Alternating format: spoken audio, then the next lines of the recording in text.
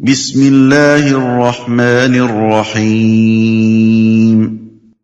النحل نام آیت 68 کے فقرے وَأَوْحَىٰ رَبُّكَ إِلَى النَّحْلِ سے ماخوذ ہے۔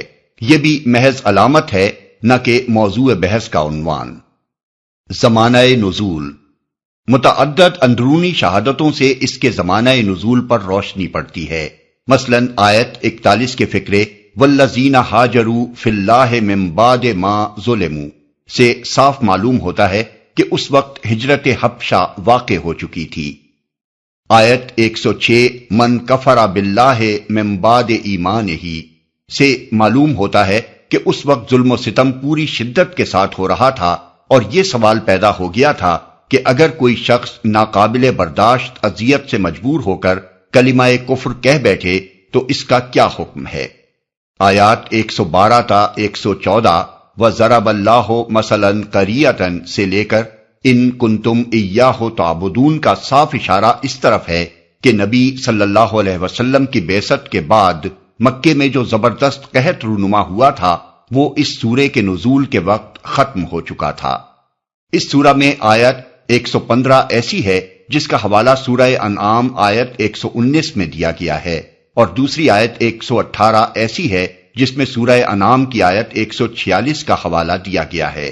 یہ اس بات کی دلیل ہے کہ ان دونوں سورتوں کا نزول قریب العہد ہے۔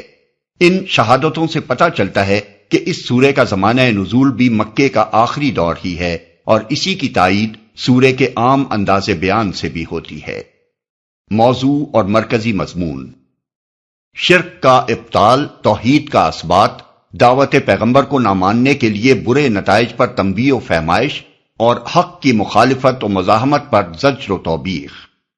مباحث: سورے کا آغاز بغیر کسی تمہید کے یک لخت ایک تنبیہی جملے سے ہوتا ہے۔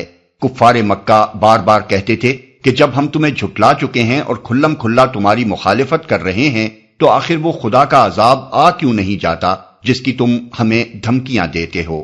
اس بات کو وہ بالکل تکیہ کلام کی طرح اس لیے دہراتے تھے کہ ان کے نزدیک یہ محمد صلی اللہ علیہ وسلم کے پیغمبر نہ ہونے کا سب سے زیادہ صریح ثبوت تھا۔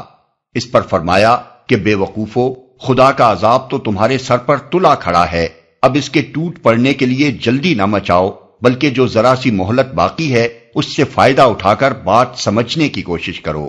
اس کے بعد فوراً ہی تفہیم کی تقریر شروع ہو جاتی ہے، اور حسب ذیل مضامین بار بار یکے بعد دیگرے سامنے آنے شروع ہوتے ہیں۔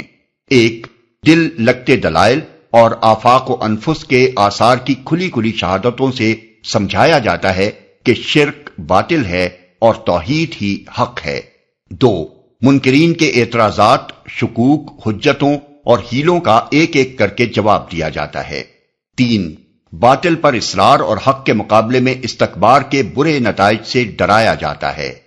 چار، ان اخلاقی اور عملی تغیرات کو مجمل مگر دل نشین انداز سے بیان کیا جاتا ہے جو محمد صلی اللہ علیہ وسلم کا لایا ہوا دین انسانی زندگی میں لانا چاہتا ہے، اور اس سلسلے میں مشرکین کو بتایا جاتا ہے کہ خدا کو رب ماننا جس کا انہیں دعویٰ تھا محض خالی خلی مان لینا ہی نہیں ہے، بلکہ اپنے کچھ تقاضے بھی رکھتا ہے جو عقائد، اخلاق اور عملی زندگی میں نمودار ہونے چاہیے۔